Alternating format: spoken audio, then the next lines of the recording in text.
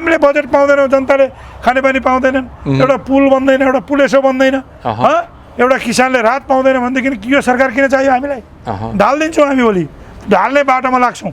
छोड्नु अल्पमत भए पनि हामीलाई थाहा छ कसरी ढल्छ सरकार। प्रदेशको पनि हामीले ढालिदिएको 8 जना सांसदले, यहाँ पनि हामी 38 जना छौँ, हामी पुर्याइन्छौँ 50। कहाँ हुनुहुन्छ तपाईँ? र बजेट नपाउने जतिलाई 1 गरिदिन्छौँ हामी। जनतासँग जानु परेन हामी?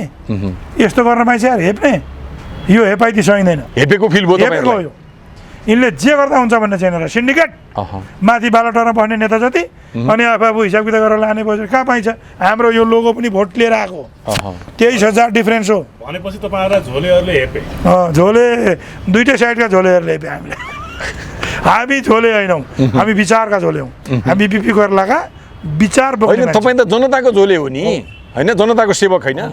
बिपीले हामीलाई त्यही भनेको छ, किसानको अनुहार हेरेर काम गर। गरिब किसानको हेर, एक छाक भात खान पाउँछ पाउँदैन बिचराले, राम्रो गरी 1 गिलास दुध खान पाउँछ पाउँदैन, एक हल गोरु छन् कि छैनन्, एउटा लैनु गाई छ कि छैन, शुद्ध खानेपानी छ कि छैन, त्यति हेर्देऊ।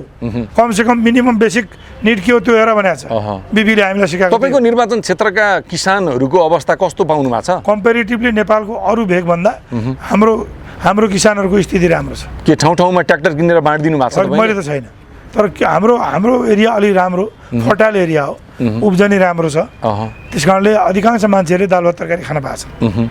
ट्र्याक्टर नभएर खेत बाँझो छैन, आजको मितिमा हैन? पम्प नभएर पानी सिँचाइको अभाव छैन, हैन? तपाईको खोला नाला पैनीहरू प्रशस्त छन्, चलिरहेकै छ, चल्छ। तर देश सबै त्यो होइन नि त, अरूतिर विकराल स्थिति छ नि। हजुर। र हाम्रोमा पनि बजेट चाहिएको छ, बाटो त बनाउनु पर्यो साथी, नभए के को सरकार? किन कर तिर्ने यिनलाई? मन्त्रालयको एउटा मन्त्रालयको वार्षिक बजेट बराबरको बजेट तपाईँ आफै चलाउनुहुन्छ। सुनिल शर्माले त्यहीँबाट चाहिँ आफ्नो क्षेत्रमा हाल्छ भन्ने पो बुझाइ हो कि? त्यस्तो होइन, एउटा नागरिकले पैसा दिएर बाटो ठुल्ठुलो बाटोहरू बनाउँछ। मैले आफ्नो गाउँको बाटो त पहिल्यै बनाइदिए हो। अब हामीले हेल्थ सेक्टरमा काम गरेका छौँ। हजुर। अब नागरिक बिरामी हुनुभयो भने काठमाडौँ मैले भनिदिएको छु, काठमाडौँ मेडिकल कलेजसम्म आउन पनि साँच्चै गरिब छ भने भाडा दिएर ल्याइदिन्छु, खाना पनि दिन्छु। आएको नागरिकलाई त त्यसरी उपचार गरिदिनु भएको छ, नेताहरूलाई चाहिँ उपचार गरिदिनु चाहिँ गरिदिनु। बिरामी भयो मलाई भन्नु भने गरिदिन्छु, मेरो लागि सबै समान हो।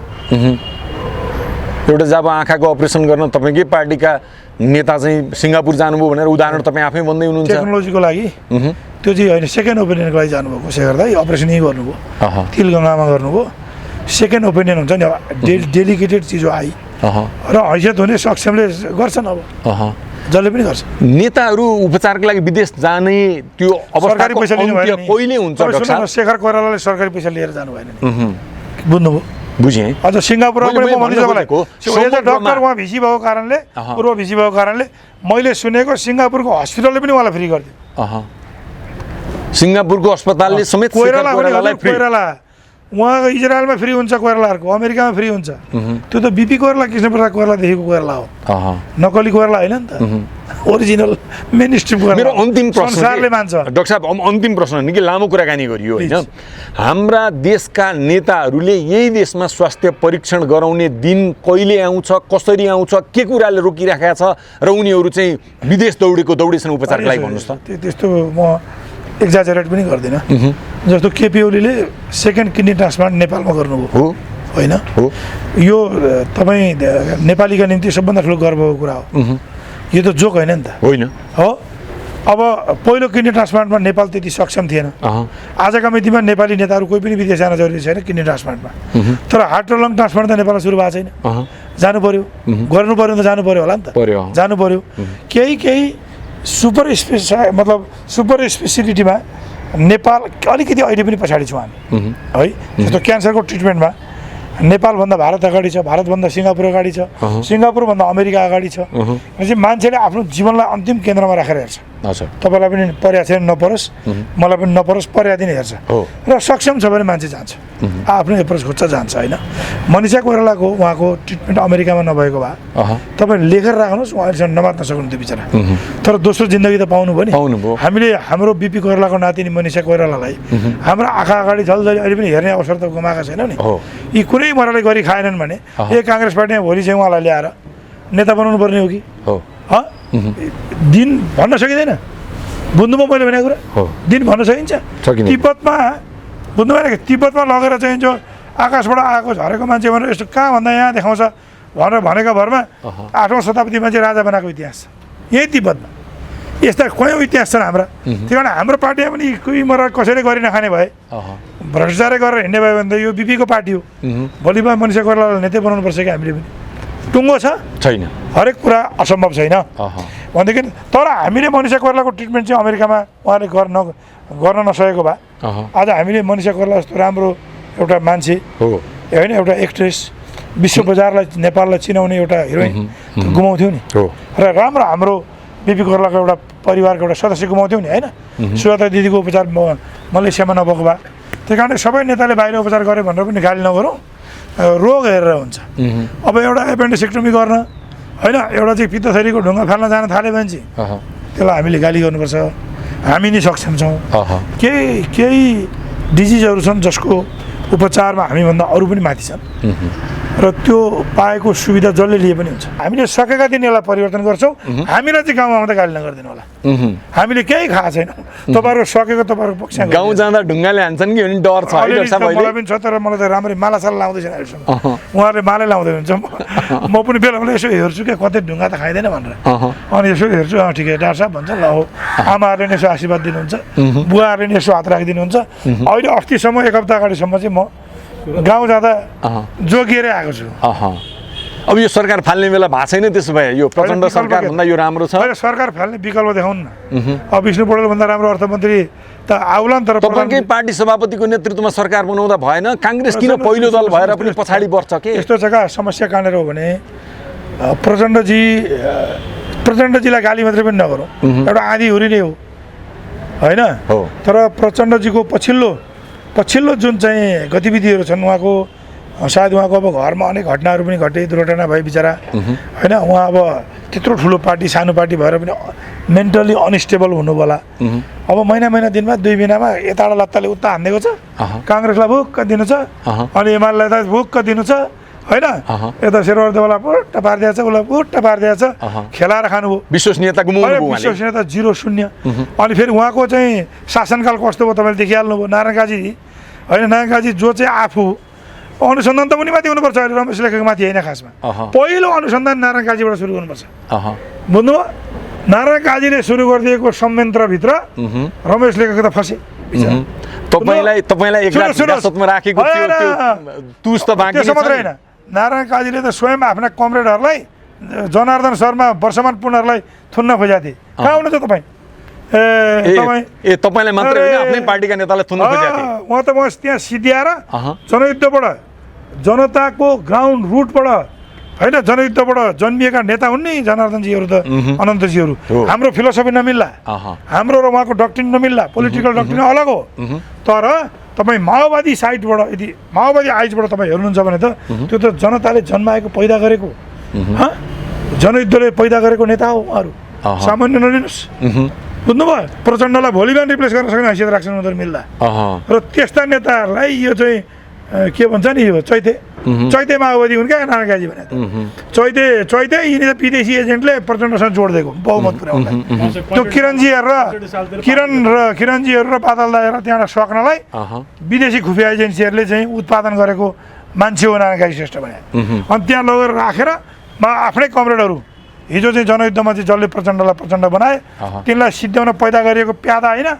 अनि यस्ता प्यादाहरूलाई चाहिँ एयरपोर्ट लुटेर चाहिँ तपाईँको चाहिँ अब धेरै कुरा के भन्नु, अनम्यारिड बसेर। नारायण काजी साँच्चै अनम्यारिड हुन् त, व्यक्तिगत कुरा त नगरौँ।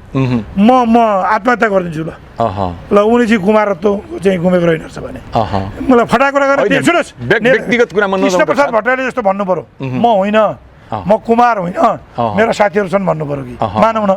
हालै गफ दिने, बेकार जनतालाई भ्रममा फाल्ने एउटा त्यत्रो नेताले, उप प्रधानमन्त्री भएको मान्छेले, अनि एयरपोर्ट क्याप्चर गर्ने, सुन तस्करी गर्ने, त्यो त्यहाँबाट सुरु भएन हो। अनुसन्धान त्यहाँ हुन्छ भन्ने डरले तपाईँ लेखेर राख्नुहोस्। आज शुक्रबार म बोल्दैछु, यिनको कुनै दम छैन।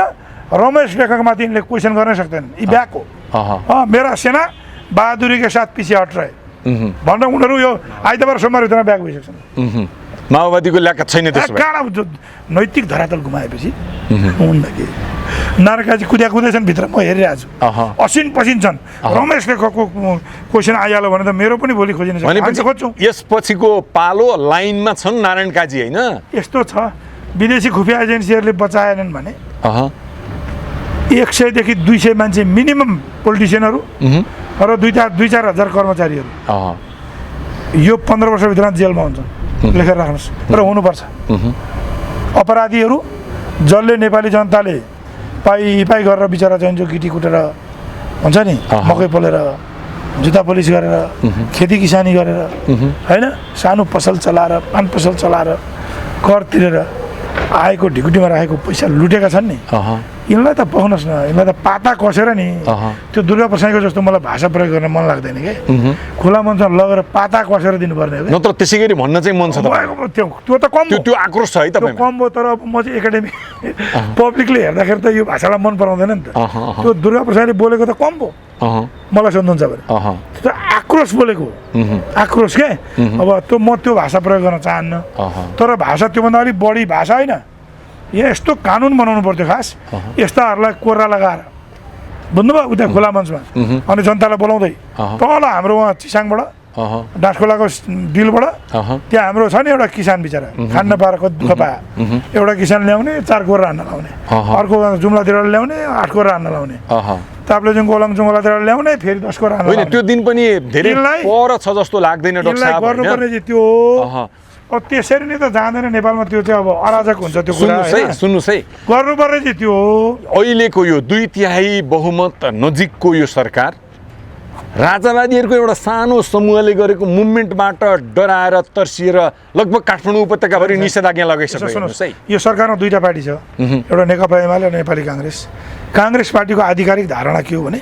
हामी राप्रपासँग डराएका पनि छैनौँ तर्सिएका पनि छैनौँ राजावादीहरूको आन्दोलन रोक्नुपर्छ भन्नेमा पनि छैनौँ यो चाहिँ लोकतन्त्रमा होइन शान्तिपूर्ण आन्दोलनहरू गर्न पाइन्छ उहाँहरूले गर्न पाउनुहुन्छ अशान्ति गर्न पाउनुहुन्न मान्छे मार्न पाउनुहुन्न होइन अस्ति त्यो के अरे भाटबुटिनीको आगो लाए जस्तो लुटपाट गरे जस्तो गर्न पाउनुहुन्न शान्तिपूर्ण तवरले उहाँहरूले वर्ष दिन गरे पनि हुन्छ दम पुग्यो भने लगे हुन्छ माग अनुसारको लगे हुन्छ अब जनताको कुरा हो हाम्रो कुरा होइन सरकारले सम्बोधन गर्नु पर्दैन एउटा समूह राजनैतिक समूह निरन्तर आन्दोलनमा छ आऊ वार्तामा आऊ छलफल गरौँ केही पर्दैन पेलेरै लैजाने यस्तो नेपाल सबैको र सबै नेपालीले समान हैसियत र समान अधिकार यो संविधान अन्तर्गत त्यो संविधानको मर्म त्यसको भावना र त्यसले दिएका सबै अधिकारहरूलाई समान रूपमा प्रयोग गर्न पाउनुपर्छ भन्ने पहिलो लाइन हो मेरो र सत्य यही हो र चाहे राजा भन्नुहोस् राजकुमार भन्नुहोस् पूर्व राजा भन्नुहोस् या उहाँको परिवार भन्नुहोस् या अझ तपाईँले नकोट्याएको कुरा भनिदिन्छु म तपाईँहरू जहिले यो राजा ज्ञानेन्द्रका बारेमा मात्रै कुरा गर्नुहुन्छ उहाँको बारेमा मात्रै तपाईँहरू त्यो श्रुतिको छोरीको माया लाग्दैन गर्भवती आमालाई मारेको छ ती बच्चीहरू बिचरा त्यो दरबारभित्र चाहिँ जो आँखा अगाडि चाहिँ आफ्नै आमालाई मारेको छ लास हेरेका छन् भगवान्को केही उद्देश्यपूर्वक तिनीहरू चाहिँ बाँचे हुन् सके अब त्यो मार्ने तिनलाई पनि मार्थ्यो होइन म त भन्छु नेपाली जनताले चलाउनु पर्ने छलफल त त्यो श्रुतिका छोरीहरूप्रति हो त्यहाँ अन्याय भएको छ बुझ्नुभयो पृथ्वीनारायण शाहले चाहिँ जो एकीकरण गरिदिएको यो देश बुझ्नुभयो नि आइरहँदाखेरि वीरेन्द्रको सन्तान चाहिँ सखाप पारिरहँदाखेरि श्रुतिका सन्तानहरू कमसेकम वीरेन्द्रको सन्तान हो नि त जेनेटिकली पनि हो नि त है वीरेन्द्रको त्यो सन्तान चाहिँ आज कहाँ छ हामीले खोज्नु पर्दैन हामीले राष्ट्रिय सभामा ल्याएर रोयल चेयर भनेर चाहिँ 2टा सांसद पद रोयल सांसद के त्यो भनेर हामीले राष्ट्रिय सभामा 3वटा चेयर राखेर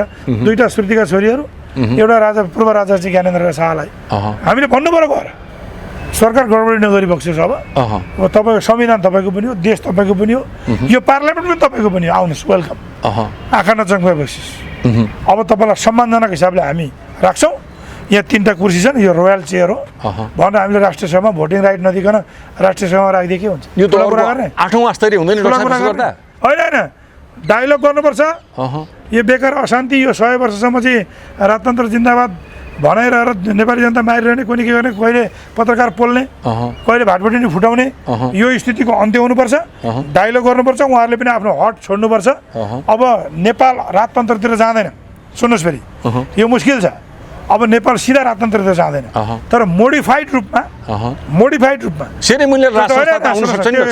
त्यो पनि गिर्जाओले चाहिँ राजा ज्ञानेन्द्रलाई उहाँलाई चाहिँ त्यति बेला तत्कालीन अवस्थाको राजा ज्ञानेन्द्रलाई बेबी किङको बारेमा कुरा गर्नुभएको हो। तपाईँलाई म इन्ट्रेस्टिङ कुरा भनिदिन्छु सुन्नुहोस्। प्लिज।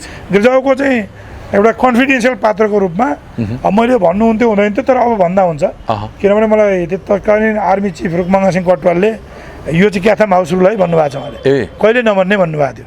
तर मैले असल उद्देश्यका निम्ति तपाईँलाई आज पहिलोचोटि भन्दै प्लिज। अच्छा। प्रचण्डजी अनि कान्तिपुरको प्रधान सम्पादक सुधीर शर्माजी, म र रुकमंगा कटवालजी हामी बसेका थियौँ र म हो त्यो नेगोसिएटर, केही अरू मान्छेहरू दुईवटा मान्छेहरू हुनुहुन्थ्यो, कोही भन्न मिल्दैन अहिले होइन, कोही चाहिँ मेडिएटरको ग्यारेन्टर हुनुहुन्थ्यो कोही, र गिर्जाओले के मलाई हामीलाई के खबर पठाउनु भएको थियो भने प्रचण्डलाई सम्झाउनु पऱ्यो, प्रचण्डजीलाई सम्झाउनु पऱ्यो र आर्मी चिफ र उहाँहरूको बिचमा नेगोसिएसन हुँदाखेरि बेबी किङको पक्षमा अब जाउँ डिसाइड गरौँ। अहिले हाम्रो हृदयेन्द्र हुनुहुन्छ नि, उहाँलाई चाहिँ बेबी किङ सेरेमोनियल बनाइदिउँ भनेर गिर्जाओले प्रस्ताव गरेकै हो। त्यति बेला राजा ज्ञानेन्द्रले पनि सायद मान्नु भएन होला, उहाँमा पनि उन्माद थियो, त्यो मानिदिएको भए त कुरो सिद्धिहाल्थ्यो। अब त्यो फेज गयो। मलाई लाग्छ डाइरेक्ट राजतन्त्र पुनर्स्थापना हुने कुरा नेपालको कन्टेक्स्टमा सम्भवतः यो अब असम्भव जस्तै छ। यद्यपि भन्छु म तपाईँलाई, राज संस्था चाहियो भन्ने साथीहरूको निम्ति हाम्रो 3-4वटा विकल्पहरू छन्। के छन्? एउटा जनमत सङ्ग्रह गराइदिने होइन, टाइममै धेरै उदण्ड उत्पात मचिनु, धेरै जनमत सङ्ग्रह भन्छन् सत्तामा उनीहरू। तपाईँ गर्न सकिन्छ, धर्मका बारेमा नि गर्न सकिन्छ होइन, किन धेरै विवाद गर्ने, राजाका बारेमा नि गर्न सकिन्छ, अन्य एजेन्डा छन् भने तिनका संहिताका बारेमा नि गर्न सकिन्छ, सकिन्छ नि त? सकिन्छ। एउटा चाहिँ जनमत सङ्ग्रह गराइदिने, सकिएको सबै सडक एकदम त्यो म्यान्डेट मान्नु पऱ्यो, चुप लाग्नु पऱ्यो होइन। अर्को होइन भने राजासँग डायलग गर्ने होइन, कसले गर्ने हो गर्ने, कसरी गर्न सक्दैन मलाई लाग्ने हुन्छ। I'm a good mediator. तपाईँ तयार हुनुहुन्छ राजासँग डायलग गर्नलाई? कहाँ दिन्छ, यी त डराएर भूत, राजा भनेपछि भूत, के को भूत यहाँ, किन भूत बेकार चाहिँ, जसको 12 पुस्ताले यो देश चलायो। अब राजा भन्नु पनि डराउनुपर्छ, हिजो राजै हुन् त होइन, कोही भन्छन् राजै होइन भन्छन्, हो दुईचोटि श्रीपेज लगाए त काटे, त्यो इतिहास मेटिन्छ त, मेटिँदैन। राजा ज्ञानेन्द्र काकत्याली पर रहोस् जे पर रहोस्, एकताल त्रिभुवनहरू चाहिँ महेन्द्रहरू त्रिभुवन सबै भाग्दाखेरि भारत जाँदाखेरि राणाहरूले बनाए श्रीपेज लगाइदिए गए, राजा घोषणा गरे। अर्कोपल्ट राजा वीरेन्द्रको फ्यामिलीको चाहिँ कत्लेआम हत्या भएपछि, मेसाकर रोयल मेसाकर भएपछि राजा भए के होइन, यो झुटो होइन? त्यसपछि दाम चढाएर मन्त्री प्रधानमन्त्री उनीहरू यहीँ छन् त, अहिले सत्तामै छन् नि। अब हामीले राजा ज्ञानेन्द्रसँग अथवा उहाँका मान्छेहरू को हुन्, उनीहरूसँग डायलग गर्नुपर्छ, वार्ता गर्नुपर्छ, समयमा वार्ता गर्नुपर्छ। माओवादी जनयुद्ध सुरु हुनु अगाडि हामीले वार्ता गरेको भए माओवादी जनयुद्ध हुँदैन थियो कि? यत्र चाहिँ भन्नुहोस् न, 1.5-2 लाख मान्छे विस्थापित भए होइन, 60,000 चान्चुन मान्छे मारिए होइन, 17,000 त देखिएको डाटा न हो, तर त्यो भनिएको डाटा न हो। नथापाका कति खोल्सिया मर्या, यहाँ कति बेवारिसे कसलाई थाहा छ अहिले? 60,000 कल्पना गर्नुहोस् त, तपाईँ जस्ता मान्छे 60,000 गर्नुहोस् त कति टाइम लाग्छ? यो क्यामेरामा गन्दा भ्याइँदैन अहिले। 60,000 प्रचण्डहरू मारिए, 60,000 प्रकाशहरू मारिए, 60,000 सुनिलहरू मारिए। हरेक मान्छेको लाइफको भ्यालु एउटै होइन? अवश्य के होइन? एउटै हो। भोलि 10जना 20जना मारिनु पनि राम्रो होइन। सबै राजनीतिक दलहरू, अब शेरवर दाईहरू, केपी ओलीजीहरू जिम्मेवार हुन जरुरी छ। लेट अस स्टार्ट डायलग, वार्ता सुरु गर्नुपर्छ। लोकतन्त्रभित्र सुन्नुहोस्, यो संविधानभित्र हजुर उनीहरूका माग, उहाँहरूका मागलाई कसरी सम्बोधन गर्न सकिन्छ भन्ने कुरा वैकल्पिक उपायहरूको खोजी गरिनुपर्छ र त्यो खोजी गर्नु नै सर्वोत्तम सबैको हितमा छ। र उनले पनि, हृदयेन्द्रहरूले पनि र राजा ज्ञानेन्द्रहरूले पनि यो संविधानलाई ओन गर्नुपर्छ। यो सरकारको विकल्प खोज्ने बेला भएको छैन त्यसै होइन डाक्टर साहब? यस्तो छैन, अब प्रचण्डजीको भर छैन, हाम्रो बाध्यता हो। अब गुटको सरकार भए पनि, जसको सरकार भए पनि अब खाँदै गर्छन्, खाँदै गरौँ, के गर्नुहुन्छ हजुर? प्रचण्डजीको टुङ्गो भएको भए हुन्थ्यो, हामी पनि लगाएर फ्यालिदिन्थ्यौँ। अब प्रचण्डजीलाई बनायो कि हामीलाई थुन्न थालिहाल्नुहुन्छ त फेरि? होइन, काङ्ग्रेस यदि लचक हुने हो भने त प्रचण्डजी त ब्ल्याङ्क चेकमा सिग्नेचर गर्न नि तयार हुनुहुन्छ तपाईँहरूसँग? अहिले प्रचण्डजीको रिलायबिलिटी, क्रेडिबिलिटी 0, शून्य, माइनसमा हो हिजोको प्रचण्ड। मान्छे काङ्ग्रेसले पत्याउँदैन प्रचण्डलाई? प्रचण्डजीले त यसो छ नि, प्रचण्डजी त पछिल्लो फेजा भने तपाईँलाई मैले, उहाँ मानसिक रूपमा डिस्टर्ब हुनुभयो, आफ्नै वरिपरिकालाई हान्न थाल्नु भने। उहाँलाई 20-25 वर्ष सहयोग गरेका साथीभाइलाई सत्ताको उन्मादमा ठोकेपछि पाप गराउँदैन? पाप गराउँछ नि, अनि छानी ठोक्ने फेरि। त्यस कारणले गर्दा अहिले प्रचण्डजीको सरकार बन्दैन, उहाँसँगको गठबन्धन अहिले इमिडिएट हुने स्थिति छैन।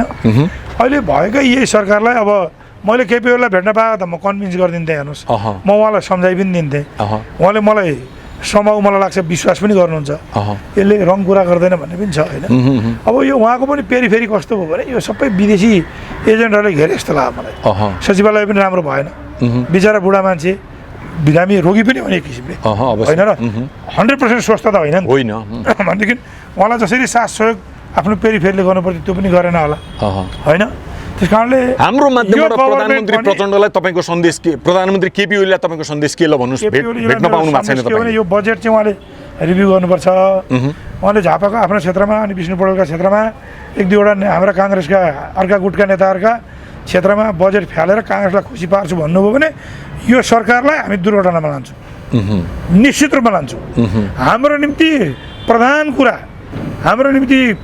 शेरबहादुर दाई अथवा केपी ओली अथवा विष्णु पौडेल अथवा म पनि होइन हाम्रो निम्ति प्रधान कुरा तल गाउँमा काम गर्ने हलो जोत्ने एउटा किसान एउटा गरिब एउटा किसान एउटा सरकारी स्कुलमा पढ्दै गरेको एउटा बच्चा हाम्रो निम्ति त्यो केन्द्र हो र तिनको अहितमा भएका विषयमा जो कोही होस् मेरो पिताजी भए पनि हामी भिड्छौँ तपाईँ त स्ट्रेट फरवर्ड मान्छे साहब है सिधा भनिदिनुहोस् यो बजेट परिमार्जन भएन भने तपाईँलाई सुन्नुहोस् प्रचण्डजीको सरकारको तार काटेको मैले हो अहिलेसम्म केपी ओलीजीको सरकारको तार काट्ने म लागेको छुइनँ तर बजेटमा गडबडी गरिन्छ यो हिसाबले अन्याय हुन्छ भने यो तार काटिन्छ बजेट परिमार्जन भएन भने ओली सरकारको तार तपाईँ काट्दिनुहुन्छ हुन्छ डाक्टर साहब महत्त्वपूर्ण कुराकानीका लागि समय दिनुभयो हामी आभार व्यक्त गर्छौँ थ्याङ्क यू भेरी मच यहाँलाई